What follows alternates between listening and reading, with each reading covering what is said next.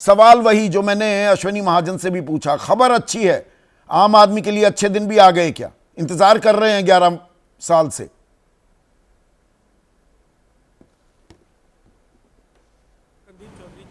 मुझे ऐसा लगता है आज निसंदेह ये एक महत्वपूर्ण अवसर है जब तमाम तरह की चुनौतियों के बाद भी भारत ने 4 ट्रिलियन इकॉनमी के साथ चौथी बड़ी अर्थव्यवस्था बनने का एक बड़ा कीर्तिमान दर्ज किया है।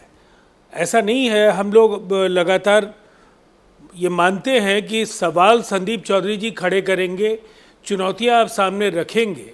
निसंदेह सत्ता में जो भी राजनीतिक दल या गठबंधन होता है उसके सामने ये चुनौतियां होती हैं, लेकिन उनको बार बार असरदार तरीके से उठाना ये आपका दायित्व है और आपने उठाया है, आप साधुवाद के पात्र हैं। लेकिन मैं एक बात जो कहना चाहूँगा कि अर्थव्यवस्था की जो हकीकत है कि हिंदुस्तान की आज़ादी 1947 में होने का पहले $1 ट्रिलियन इकॉनमी बनने में 6 दशकों का सफ़र हिंदुस्तान को तय करना पड़ा। और आज हम ये कह सकते हैं कि आने वाले 2.5-3 वर्षों में न केवल हम तीसरी बड़ी अर्थव्यवस्था होंगे, बल्कि हम $5 ट्रिलियन इकॉनमी भी होंगे। और उसकी वजह है कि जो भी बड़ी अर्थव्यवस्थाएं हैं, भारत का जो ग्रोथ रेट है वो उनसे बेहतर है, इसलिए कि जो अंतर्राष्ट्रीय संदर्भ में अगर हम बात करें तो अनिश्चितताएं बहुत ज़्यादा हैं। बावजूद इसके भारत ने स्थिरता के साथ बढ़ने का जो सिलसिला है उसको जारी रखा है। चलिए ये बात ठीक है। राजीव जी एक सेकंड, राजीव जी आप कह रहे हैं देश सही राह पर है, फेयर पॉइंट, वेल टेकन। वो बचपन में आपने भी पढ़ा होगा, मैंने भी, स्कूल में हम पढ़ते थे ना, भारत के बारे में क्या कहा जाता था आज़ादी से पहले भी, आज़ादी के शुरुआती वर्षों में भी, पहले भी, अतीत में भी। India is a rich nation but the inhabitants are poor, ये पढ़ाया जाता था। गलत तो मैं जानकारी नहीं दे रहा हूं कि भारत एक अमीर मुल्क है, एक अमीर देश है, पर इसके बाशिंदे गरीब हैं। आज भी ये जस का तस लागू होता है क्या? We are the 4th largest economy, बिल्कुल है, पर यहां के बाशिंदे गरीब हैं। अगर 50% लोगों के पास, एक आंकड़ा कहता है 13% संपत्ति है देश की, दूसरा आंकड़ा कहता है दरअसल 6.5% है, 81 करोड़ 35 लाख लोगों को 5 किलो अनाज दिया जाए, 27 रुपए प्रतिदिन विशुद्ध किसानी से अगर किसान कमाए, उसकी आय दोगुनी होनी थी, तो आम आदमी अपने आप को कहां पाता है? जरूरी सवाल तो ये है ना, देश तो हमसे ही बनता है ना। देखिए संदीप चौधरी जी, मैंने ऑक्सफैम की रिपोर्ट से लेकर जो इनइक्वालिटी के जो भी अलग अलग उससे जुड़े जो भी रिपोर्ट्स हैं, उन सब के आधार पर मैं कह सकता हूँ कि ये एक बड़ी चुनौती है, इसको नकारना ये मुनासिब नहीं होगा। लेकिन हम जिस राह पर हैं, जो हमारे फैसले हैं, उन फैसलों से ये हम कह सकते हैं कि जब आधारभूत संरचना के विस्तार के लिए आपके पास पैसे होंगे तो आप रोजगार भी लाएंगे। जो बंद उद्योगों को लेकर के निसंदेह बहुत कुछ किया जाना है। एमएसएमई एक बड़ा एक कंपोनेंट है, कमर टूटी हुई है ना एमएसएमई की आज की तारीख में, राजीव, जहां लगातार, देखिए मुझे ऐसा लगता है जो बड़े फैसले हुए हैं और केंद्र के साथ साथ अनेक राज्यों में जो इंडस्ट्रीज को लेकर के कई तरह के बड़े फैसले हो रहे हैं, एमएसएमई सेक्टर को लेकर के विशेष तवज्जो सब लोग दे रहे हैं। स्टार्टअप सेक्टर में भी बहुत सारे काम हो रहे हैं, इनोवेशंस के क्षेत्र में काम हो रहे हैं। लगातार जो एक गतिशील अर्थव्यवस्था का दायित्व है उस दिशा में देश काम कर रहा है। स्टार्टअप शब्द इस्तेमाल किया। देखिए मैं 2 चीजें जोड़कर एक सवाल आपसे करना चाहूंगा राजीव जी। ये ना, जब भी रोजगार की बात की जाए तो स्टार्टअप आजकल जी ये स्पेस जो है उसका जिक्र किया जाता है। जैसे 2015 में कि मैन्युफैक्चरिंग जो सेक्टर है हमारा, make in India, stand up India, startup India, skill India, हम 25% अपने सकल घरेलू उत्पाद का मैन्युफैक्चरिंग से करेंगे। 15 था, 15 से भी नीचे चला गया, एमएसएमई की कमर टूट गई।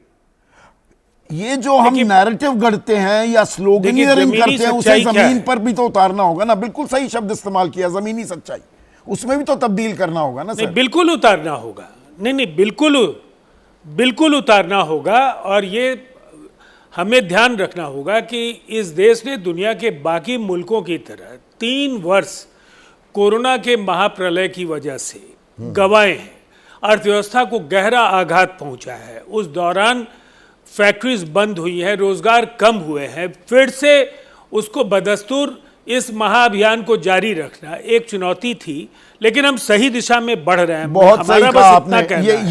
ये चीज अंडरलाइन करके आपने बहुत अच्छा किया। हाँ, जश्न भी मनाएंगे, पर जो चुनौतियां हैं उनको भी पहले एक्सेप्ट तो कर लें। पर अंशुल अभिजीत, जो बात राजीव रंजन कह रहे हैं, आप इत्तेफाक रखेंगे, वो सही कह रहे हैं। कोरोना काल के बाद देखिए, जापान से आगे आए ना हम, अब जर्मनी को भी हम पछाड़ देंगे, तो बाकी चाहे आंकड़े कुछ भी बताते रहिए, जिस तरह से एक स्थिरता दिखाई है और जो विकास दर की जो गति है भारत की, बाकी देशों से बेहतर कर रहे हैं ना हम, तभी तो आगे निकल रहे हैं।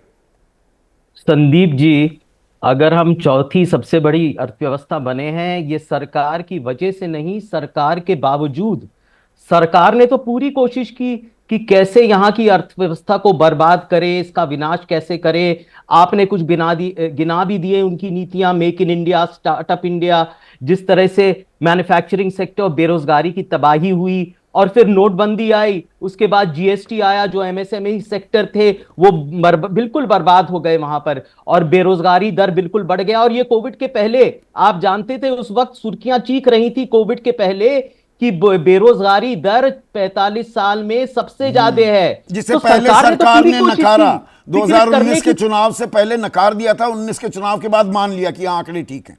बिल्कुल, आप ये जानते हैं, तो पहले से ही हो गया था। कोविड की तो मैं पहुंचा तक नहीं हूं, जहां पर हमारा जो जीडीपी था, सकल घरेलू उत्पाद, वो तो बिल्कुल नेगेटिव में चला। कैसा संकुचन हुआ कि फिर उसके बाद तो ये भारत उभर के आया ही नहीं, उससे पहले ही बर्बादी हो चुकी थी यहां पर, और ये सरकार की नीतियों की वजह से हुई थी। पर दुनिया भर की अर्थव्यवस्थाओं ने गोता खाया ना अंशुल, उसमें सबसे पहले संभलते हुए हम दिखाई दे रहे हैं, तो इसको सेलिब्रेट क्यों ना करें? नहीं, सेलिब्रेट सुर्खियों के लिए बहुत अच्छा है, लेकिन जो हकीकत है, जो असलियत ये छुपाता है, जो यहां की जो हकीकत है अर्थव्यवस्था की, जो विकृत होने की, वो तो इससे पता नहीं चलती ना। इससे ये लगता है कि भारत कितना विकसित हो गया। विकसित कैसे हो गया, आप मुझे बताइए। आपका जीडीपी का औसत 10 साल में मोदी सरकार में 6 से ज्यादा हुआ नहीं, 6% से ज्यादा हुआ नहीं, 6%, 6.5 कर लीजिए, जो कहना कर लीजिए, क्योंकि ये आंकड़े बदलते रहते हैं। हमने एक तोहफे के रूप में 8% जीडीपी इसको दिया था, इस सरकार को, मोदी सरकार को। उन्होंने इसको बिल्कुल तबाह कर दिया, उसको विकृत कर दिया। फिर आया ये आया नोटबंदी, फिर आया आपने फ्रजाइल 5 की एक अर्थव्यवस्था दी थी जब एनडीए की सरकार बनी 2014 में। मैंने पहले कहा, यहां पर आबादी है, यहां पर ऐसे लोग हैं जो संपन्न हैं, आबादी यहां पर इतनी ज्यादा है कि अर्थव्यवस्था बढ़ेगी। ये उदारवाद की जो व्यवस्था है, हमने इसकी शुरुआत की थी। हम चाहते थे कि ये देश विकसित बने, लेकिन जब प्रति व्यक्ति व्यय अगर $2005 है, और वो भी औसत है, वो तो और भी कम है, क्योंकि आप जानते हैं कि यहां पर जो जितनी भी संपत्ति और संसाधन है 1% लोगों में सिमटी हुई है। तो 1% लोगों के पास 40% देश की दौलत का हिस्सा है। बिल्कुल। तो अगर हम एक बड़ी अर्थव्यवस्था चाहते हैं, विकसित भारत चाहते हैं, तो यहां पर हमारे जो सकल घरेलू उत्पाद है वो 10 से 12% बढ़ना चाहिए। कैसे बढ़ेगा? सिर्फ यहां पर ना उनके पास नीति है, ना समझ है मैक्रो इकोनॉमिक्स की, वो जानते नहीं क्या हो रहा है। अगर सरकारी तिजोरी में कम पैसा रहता है, वो एक्साइज ड्यूटी बढ़ा देते हैं, जीएसटी बढ़ा देते हैं, वहां से पेट्रोल डीजल के दामों में कोई कमी नहीं आ रही है। अंतर्राष्ट्रीय स्तर पर दाम गिर चुके हैं। महंगाई बढ़ने का एक कारण वो भी है।